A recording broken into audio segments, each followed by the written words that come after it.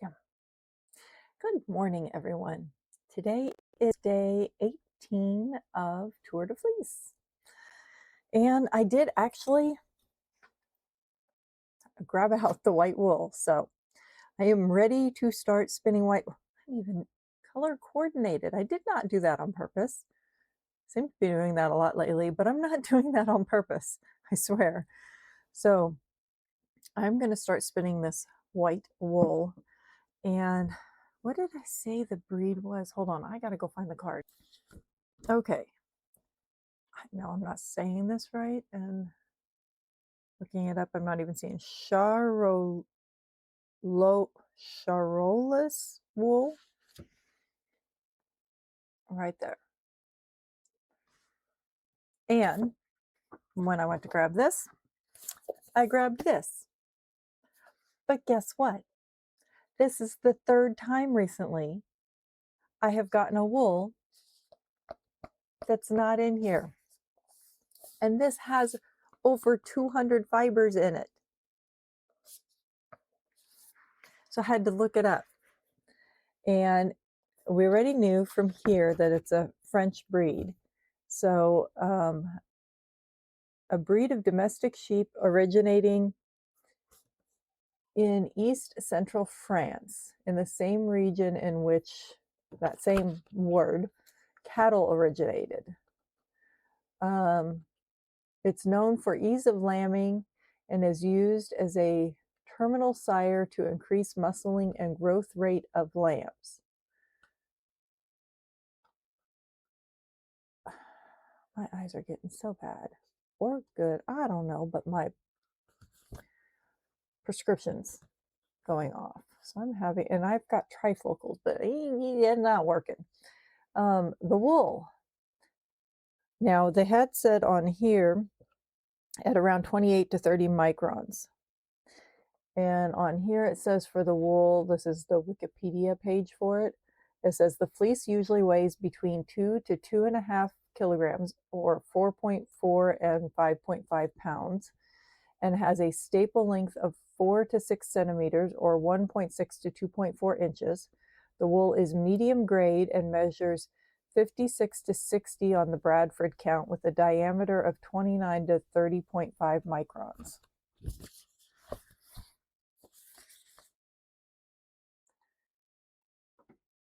And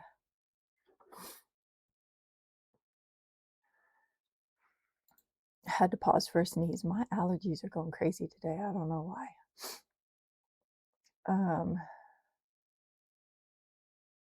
If there's anything else, I will try and remember and put a picture up of the sheep. They look like a very muscly, stocky breed. But yeah, so again, another new breed for me, and one that's not in here. What I've been doing when I encounter one that's not in here, I am putting information and adding it to my book so that I have it in here for future reference. So I will have to do the same thing for this and add it in here. So this will be very interesting to spin up. So let's see also, as long as we're here.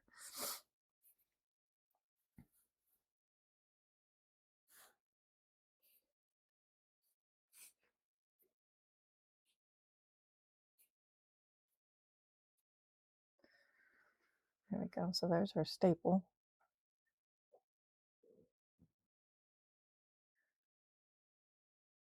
That's a pretty decent staple length there.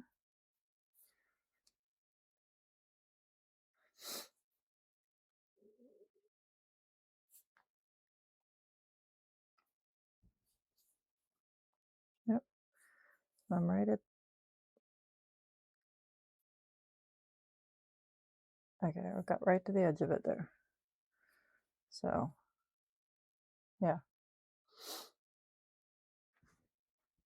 And to me, the feel of it, it's got that, you know, that little bit of a coarser texture, kind of the feel of like the Jacob, the Zwarbliss,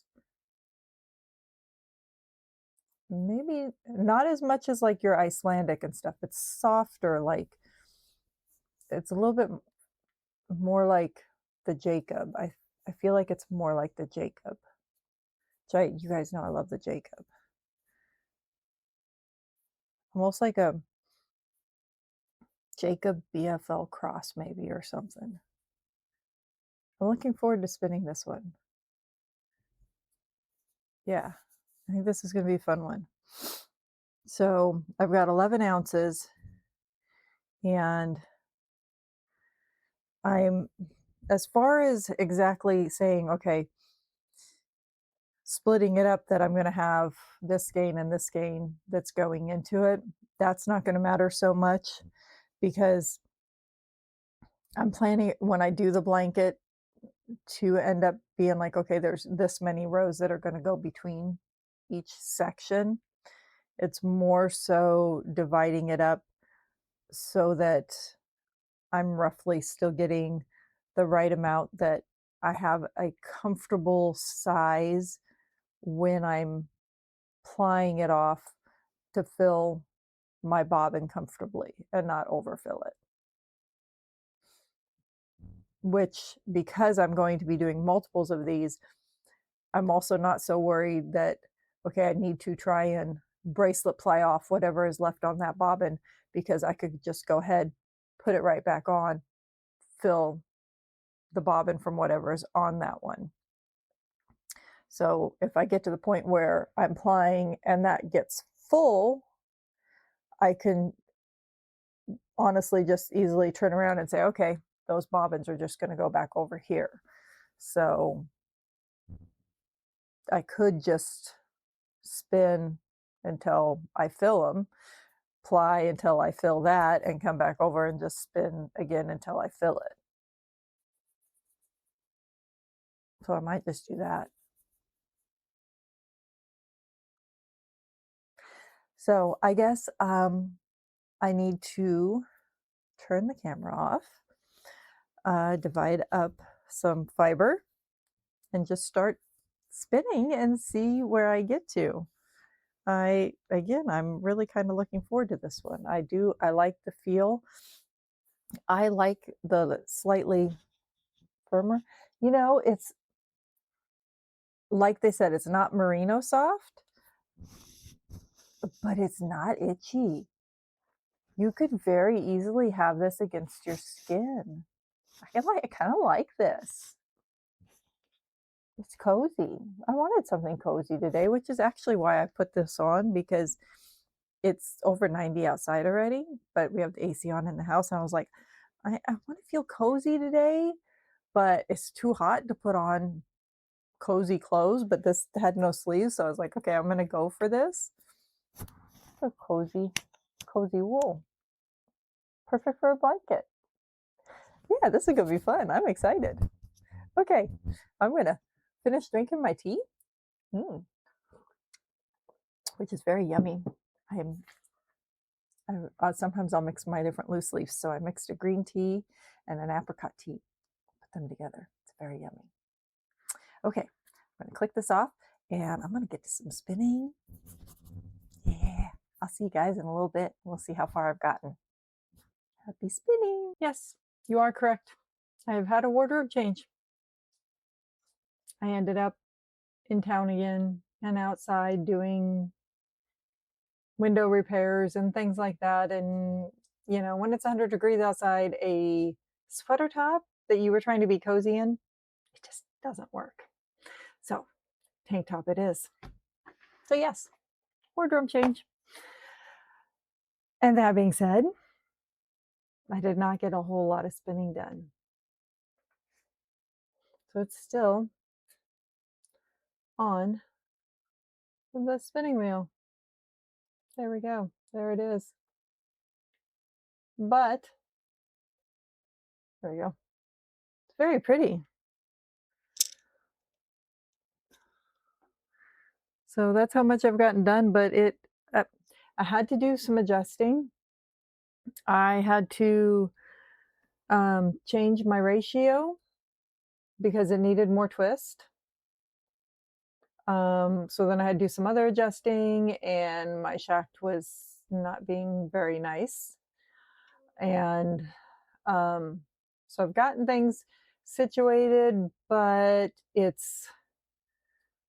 be sitting there and uptaking really nicely, and then all of a sudden it like stops, and then it pulls in really fast.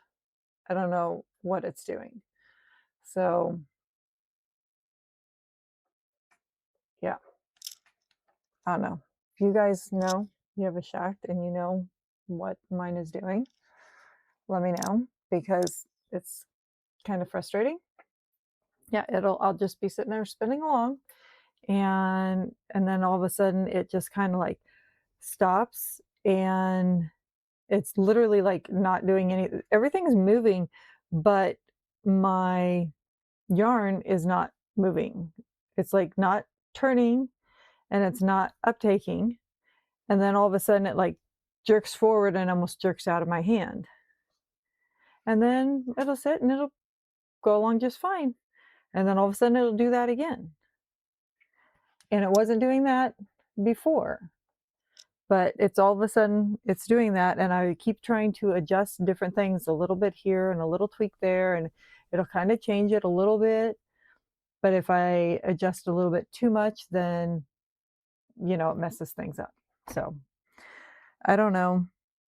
The yarn's looking nice though.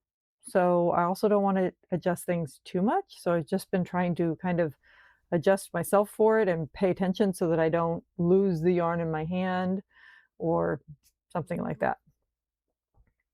But I'm just gonna, like I was saying earlier, work along, fill the bobbin, do another bobbin, fill it, then I'll apply till that's full, and then come back to here and just work along like that. It's really nice.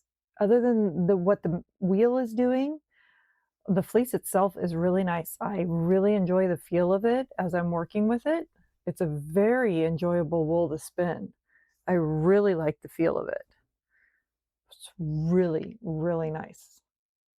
Did I mention it's really nice? Because it's really nice. Yeah.